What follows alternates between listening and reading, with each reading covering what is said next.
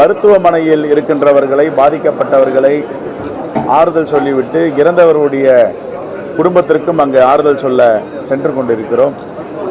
இனிவரும் காலங்களில் இப்படிப்பட்ட சம்பவங்கள் நடக்காமல் தடுக்க வேண்டும். யார் இதற்கு இந்த ரசாயன சாராயமாக இருந்தாலும் சரி, கள்ளச்சாராயமாக இருந்தாலும் சரி, பின்னணியில் யார் இருக்கிறார்களோ அவர்களை இரும்பு கரம் கொண்டு ஒடுக்க வேண்டும். மேற்பட்டவர்கள் உயிரிழந்திருக்கிறார்கள். இன்னும் இந்த பலி எண்ணிக்கை உயிரம் என்கின்ற அச்சம் இருக்கிறது.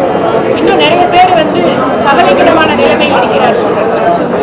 இவ்வளவு பெரிதாக இத்தனை நபர்கள் பாதிக்கக்கூடிய அளவிற்கு தமிழகத்திலே கள்ளச்சாராய விற்பனை நடைபெற்றுக் கொண்டிருக்கிறது என்றால் இன்னும் எந்தெந்த மாவட்டங்களில் இவையெல்லாம் தொடர்ச்சியாக நடந்து கொண்டிருக்கிறது என்று தெரியும்.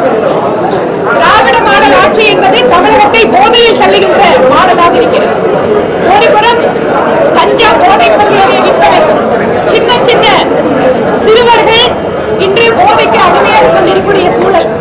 இன்னொரு புறம் டாஸ்மாக் வாயிலாக தமிழகத்தில் அதிகமாக விதவைகளை உருவாக்கி கொண்டிருக்கின்ற மாடலாக இந்த அரசாங்கம் இருந்து கொண்டிருக்கிறது.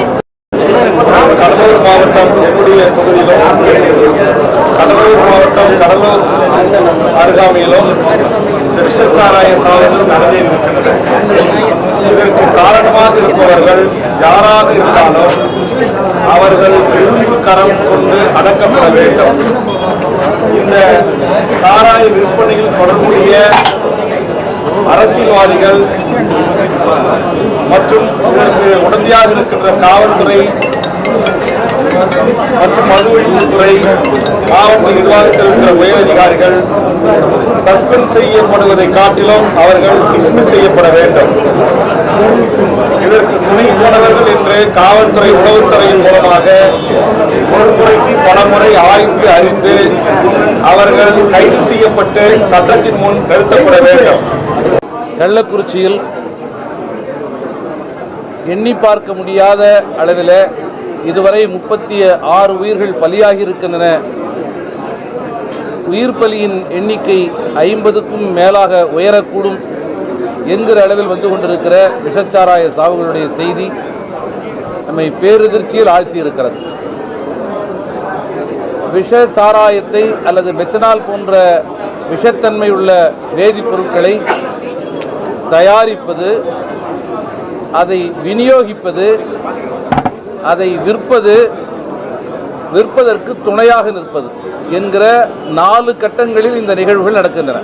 இதை யார் தயாரித்தார்கள், யார் விநியோகித்தார்கள், யார் இந்த சட்டவிரோத செயலை தடுக்க வேண்டிய பொறுப்பில் இருக்கிற அதிகாரிகள் ஏன் கடமையை செய்ய தவறினார்கள் என்கிற கேள்விகள் எழுந்து நிற்கின்றன.